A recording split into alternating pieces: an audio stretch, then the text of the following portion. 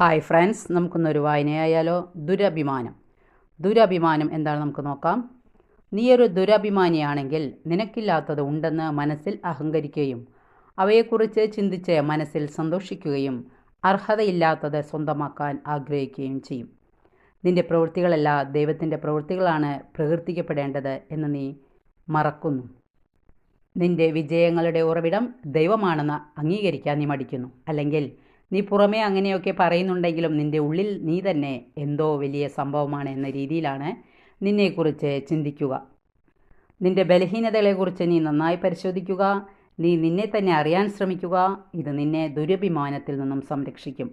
നിനക്കുള്ള എല്ലാ പ്രത്യേകതകളും കഴിവും ദൈവം തന്നതാണ്. അതിനാൽ അവ ഉപയോഗിച്ച് ദൈവത്തെ മഹത്വപ്പെടുത്താൻ നിശ്ചയിക്കുക. കർത്താവായ ഈശോയെ, ദുരഭിമാനത്തെ തിരിച്ചറിയാനും തിരുത്താനും ഞാൻ ആഗ്രഹിക്കുന്നു. അതിനുള്ള കൃപ അങ്ങ് എനിക്ക് നൽകണമേ. Okay, thank you.